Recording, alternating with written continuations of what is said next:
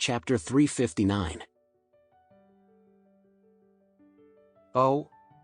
Do you know Dr. Billy? The doctor asked curiously. Sean laughed delightedly. Of course, and it's more than an acquaintance. The famous doctor you mentioned is our family's friend. Back then, when he was down and out, it was our family that helped him to rise again and achieve what he has now. I didn't know that he stays in Orris Hill now. That's great. He jumped up from the bed and urged Harold father, hurry, get me to Dr. Billy's clinic now. After asking for the address of Peisel's clinic, Harold father quickly drove Sean to Serene World Clinic. As soon as they arrived at the clinic's entrance, Sean hopped out of the car and dashed into the clinic anxiously when he saw a man that seemed to be a clinic staff pushing a young man with crutches out of the door.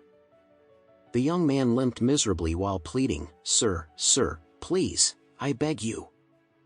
Please inform Dr. Billy that I need his help. I'll give him $5 million if he can fix my legs. The clinic staff said coldly, Sorry, Mr. Warner. Dr. Billy said that you have offended his savior, so he will not attend to you no matter how much money you pay. Then, he continued, By the way, Mr. Warner. You've come here every day for the past few days to the point that it disrupts our normal business. Dr. Billy said that he will call the police if you come back tomorrow. The young man on crutches whined with a painful grimace, Please, sir, can you please convey my message to Dr. Billy? I'll give you $1 million as my messenger. The clinic staff pushed him out the door and growled, Please, just go, and don't come back again. Harold father recognized the young man. He was Albert Warner. Rumor had it that he had offended Alex at the auto show. When Trump had been hospitalized, once again, he had caused a scene and disagreement with Alex and was shoved out of the window from the ward on the 3rd floor of the hospital by Don Stephen, breaking his legs in the process. Harold father hurried forward and asked in surprise, Hey, Mr. Warner, what happened to you? Uncle Richard. Albert recognized Harold father too. He sighed dejectedly and said, Look at me. My legs were broken, and it's quite severe.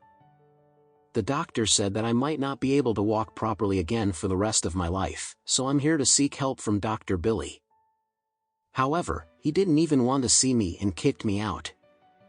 Harold father was startled and asked, Is it because of Alex that Dr. Billy is not willing to see you?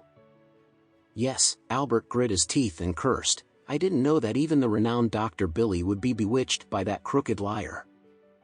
Sean was equally surprised. Oh? What's going on? Does Uncle Billy know Alex too? Harold father nodded. Yes, and they seem very close too, but I don't know what's going on between them. Sean sneered, Ha! My relationship with Uncle Billy is at a different level than him. I've known Uncle Billy from when I was 3 years old. It has been more than 50 years now. Then, he walked into the clinic with a smug look and shouted, Uncle Billy. Help me, Uncle Billy.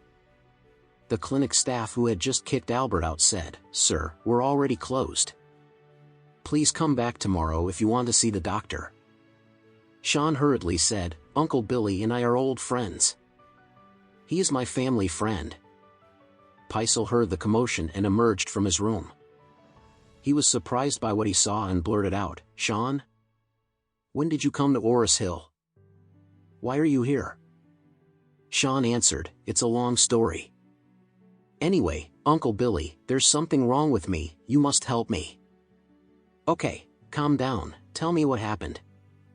Sean sighed and started explaining his condition. Peisel frowned as he listened to Sean's description of his unusual disorder. Chapter